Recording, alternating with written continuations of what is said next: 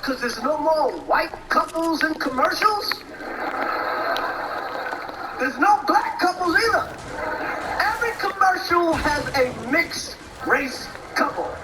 Everything. Yeah, the brand and conservative commentators won't say anything about it, though, because they don't want to appear as if they're standing up for white people, because that's the ultimate taboo in America. White people are supposed to bow their heads in shame and constantly apologize for existing and always put black people on a pedestal because 150 years ago, their ancestors were slaves. Well, boo-hoo. Once white people are a minority in the United States, estimated to occur around 2045, will it then be okay for a white entertainment channel like black people have BET, Black Entertainment Television?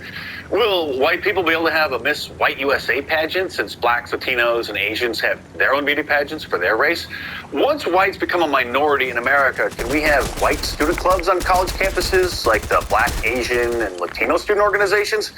Will it be okay for a white person to say that they're proud to be white? No, it won't. The special interest groups for blacks, Latinos, and another ethnic group will get unhinged and scream that white supremacy is trying to resurrect itself. And white people had their turn, they'll say, they don't deserve to be proud of their race or culture because they enslaved black people hundreds of years ago. White people must forever bow down to the new Latino, black, and Asian majority and live the rest of our lives in servitude to the new ruling class to atone for the sins of our white ancestors, they'll demand. Of course, black people ignore the fact that virtually all countries in the ancient world had slaves.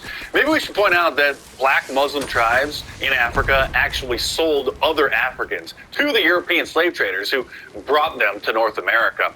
Africa is also the world's leader in modern-day slavery, where millions of people remain trapped in forced labor today. Not to mention 1 million white Europeans from Britain and Southern Europe were kidnapped by Barbary pirates, Muslims from the Barbary Coast, a region in North Africa, and brought to Africa as slaves between the 16th and 19th century. Yes, white people were enslaved in Africa. Maybe it's time Europeans start demanding reparations from Africa. Of course, black TV shows are always celebrated as being important because black people need to identify with the characters and their experiences, while every show featuring a white family or a white group of friends is denounced for being too white.